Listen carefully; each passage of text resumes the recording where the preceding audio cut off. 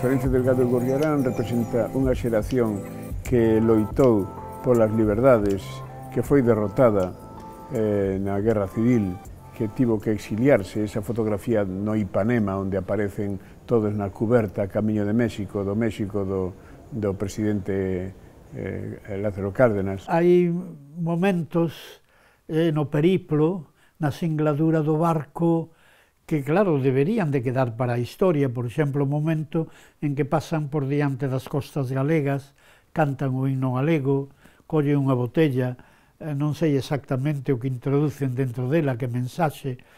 Vostedes que son novos e teñen tempo, vayan un día por ali, busquen botellas, e a ver se unha desas botellas aparece un poema de Delgado Gorriarán, unha proclama, un saúdo. Esa botella pode aparecer algún día.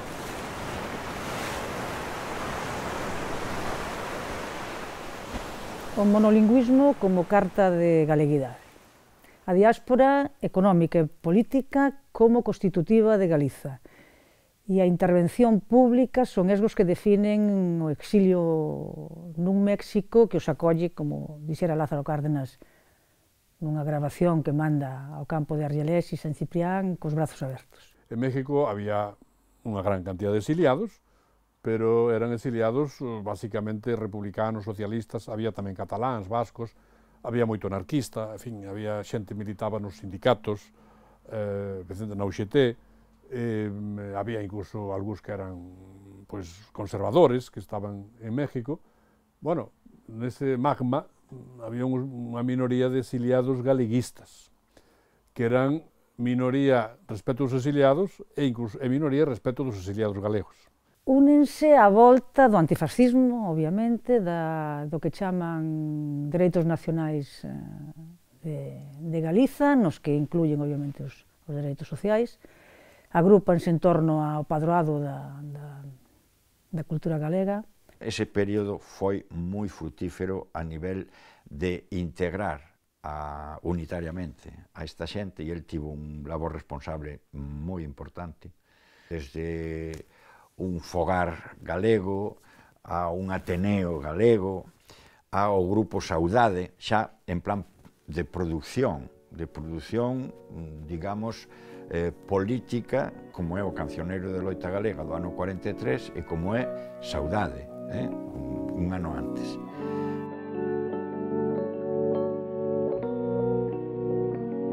Interveñen a través fundamentalmente dos medios de comunicación, emisións de radio, que lle chaman a emisión de radio, e fundamentalmente o que os vai representar é a revista Vieiros, por toda unha serie de razóns.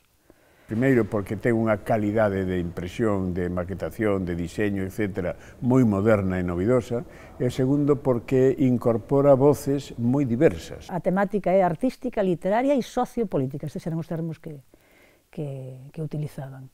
A revista Vieiros abrangue, polo tanto, dende a enxeñería, a bioloxía, dende o máis material ao máis inmaterial que nos poda definir, e isto é realmente un salto cualitativo e un xiro de posición a respecto do idioma, sobre todo feito nun país que non é de fala galega, feito no exilio.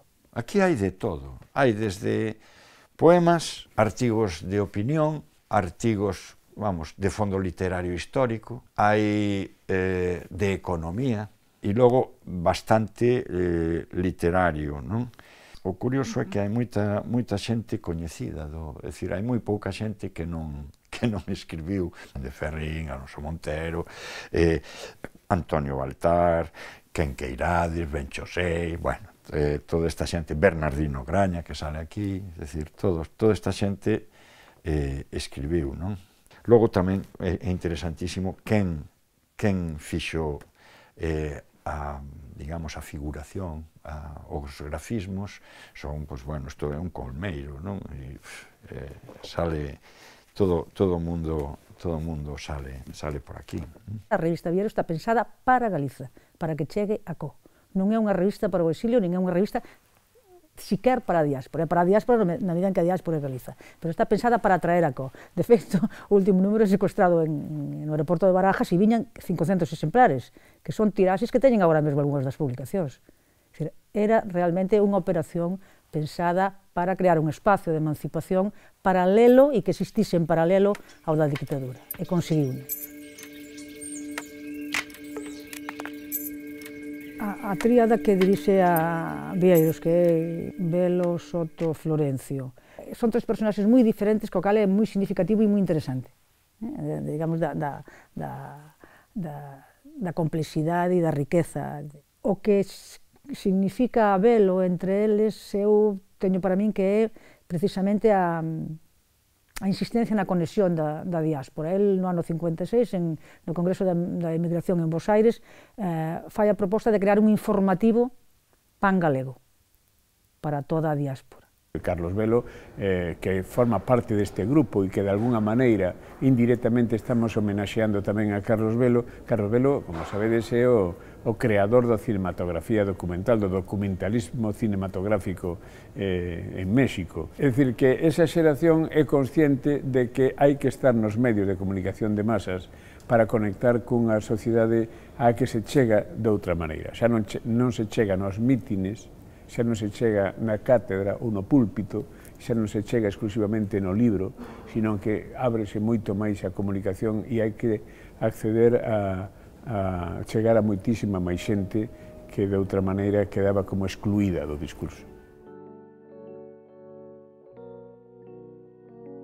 ¿Y qué tiene que México los diálogos sociales españoles y qué considera que hay relación?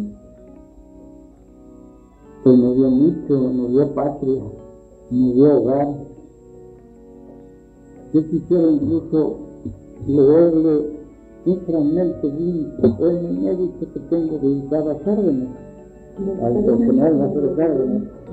Y claro, está en galego, pero yo creo que se entiende fácilmente. Momia atata Lázaro. Segundo mexicano, pasa en su triunfo. Faciana e grevia e triste e nobre corazón. Eu canto anotador pola tua morte na minha doce e sonorosa sala. Esta pena non pode, non me tan falar do teu canterdo, de reflexións grífilas, que se irei no lisbaile tanto horacio infante, do que rico no sol de tua terra, nesta carboreda dichosa e vergente cada nota. Pois traballaron en todo, víanse en todos, reuníanse prácticamente cada 2 ou 3 días ao Tupinamba ou algún café daqueles a poñer o dedo así, este ano cae, e non caía nin pa Dios, Franco. E así morreu na cama e así quedaron ali como quedaron, tirados ata despois da dictadura. Hai acordo concertado. Conqueriuse a solución como é xusto e asisado. Inda non. Para dos irmáns na cadeia obter a liberación, cínguenos a nobre idea. Inda non.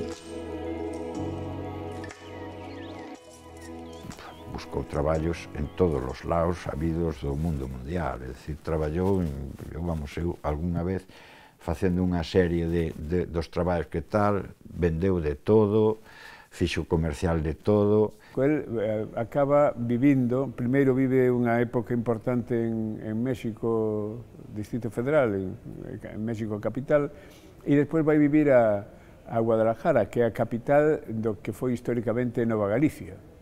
E, bueno, e ali desenvolve a súa vida, casa con Celia, ca súa muller, que aínda vive, que ten 5 fillos e fillas, bueno, e ali non morre ali, morre en California, porque unha das fillas residía en California, pero, bueno, ali viviu a súa vida hasta o final, con 3 visitas a Galicia despois de 1968. Eu penso que Florencio nacera no 3, polo tanto, nos anos 60, cando publica Galicia Infinda, por ter unha referencia, pois, el ve que está cerca primeiro do final profesional e a xubilación, e outro que, bueno, comezábase a ver aquela terceira vía de Fraga, de Lora Tamayo, tal, entre o falanxismo e o Opus, e entón parecía que isto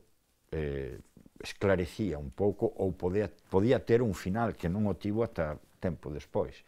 E aí sí que empezou xa a darlle voltas ao machín, pois hai que volver, non? Bueno, cando a primeira vez que veu, elle formulou aos seus fillos a posibilidade de vir a Corgo, dice, bueno, si vas a Coruña ou si vas a Vigo, son cidades, temos máis posibilidades, non sei que, a ver, e a muller, cando veu a segunda vez, dixo que nin tola viría pa aquí, pero el o pobre home debía agarrar unhas frustracións, vamos, vendo que o escenario non lle favorecía para ir para lá.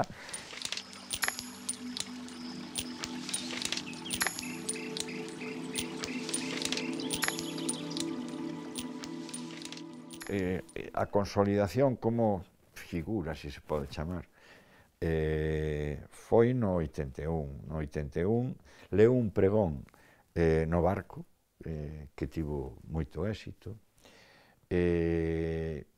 foi nomeado académico correspondente, aí quen recuperou un vello galeguista, Pepe Galloso, que foi quen o levou da man, quen o difundiu, quen puxo en marcha o Instituto de Estudos Valdorreses, que estivo á fronte durante 2 anos, e si aireou bastante a Florencio, deronse charlas, escribiu dentro dun caderniño de estudos unha pequena biografía de Florencio, e nomearon pois un Valdorrés de honra. Tivo algún manifesto máis, porque hubo un congreso castelao, creo que foi no 86, un ano antes de morrer, en novembro do 86, Florencio morreu no 87, en maio do 87. Entón, efectivamente, estaba convidado, pero tivo un infarto. O primeiro, vamos,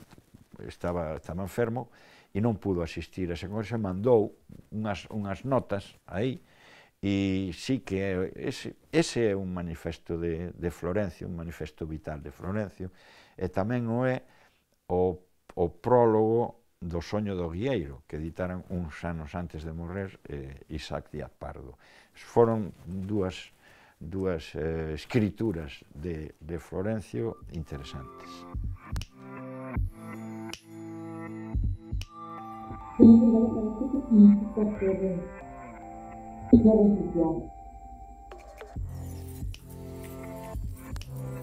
Significa pues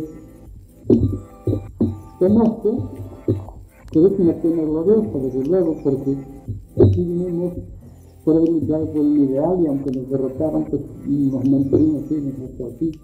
Y penoso porque, pues, naturalmente, ser refugiado siempre es el fondo, aunque hayamos tenido la suerte de vivir en un país que fue tan generoso para nosotros como México, supone el desarraigarse de la patria de origen bien.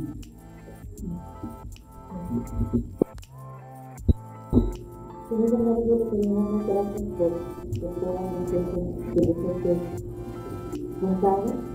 ¿Y no quisiera venir algo más que verdad? Yo me gustaría concretar los principios del movimiento religioso para que queden ahí. Galicia, unidad cultural. Galicia, pueblo autónomo. Galicia, comunidad.